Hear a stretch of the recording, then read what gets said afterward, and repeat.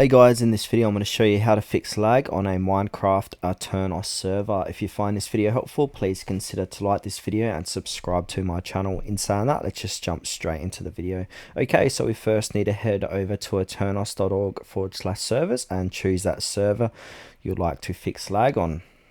Then from here, go ahead and disconnect. So to disconnect it, just simply go ahead and click on that stop button there. Now it's going to stop it. Now once you've done that, we want to go ahead and click onto worlds on the left hand side here. Alright, so we're inside of worlds. You should see backups here. If you don't see backups, it could be down the left hand side here. So I found out it's either inside of worlds or backups, but on my screen it's inside of backups. Then we want to go ahead and back up your server. So Aternos servers can be deleted if you haven't used them for a while. So to protect your server from data loss, we recommend enabling free automatic backups to a cloud storage server. So go ahead and click on Google Drive, choose your Google account, and then you want to back up that server before we continue on with this.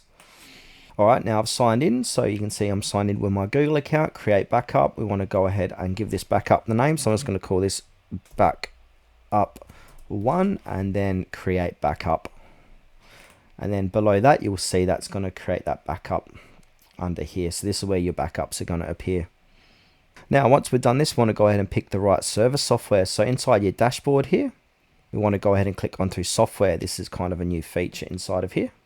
Now, from here, scroll down. Now, for vanilla with plugins, choose paper or purpur. If you need extra features, paper is the best balance of performance plus plugin support. Or for modded play, try fabric. Right, and then lighter, then forge, and then use the server-side performance mods. So for example, lithium or phosphor. Then save and start the server to test. Now, another thing we can try is reduce chunk simulation load. So on the left-hand side, go ahead and click onto option, so dashboard option. Now scroll down here.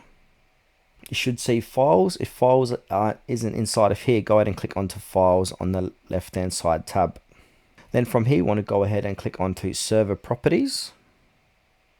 Now inside of here, look for locate view distance, and we want to go ahead and change this to 6 and then simulation distance to 4. So to the right of that, change that to 4. Now this is only for 1.18 plus. If your version doesn't support it, ignore this, then save and restart the server. Now the next thing we can try is remove and replace heavy plugin or mods. So on your dashboard here, we need to find a plugins or mods. So for me, I've got mods here, so go ahead and click onto either or, and basically inside of here we want to go ahead and disable or remove plugins you don't need. Economy plugins, big GUI plugins, large protection plugins can be quite heavy. Prefer lightweight alternatives. Look for optimizer performance in plugin descriptions, then restart and test after removing each plugin. Change one thing at a time so you can find the culprit.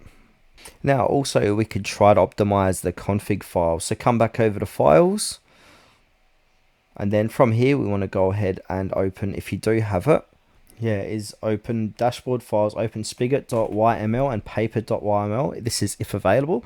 I currently don't have it, so that's why I'm just doing this Miro document. Tweak entity activation and mob setting to lower values. Examples many servers use. So entity activation range value in spigot.yml. Set many categories to 4 to 8.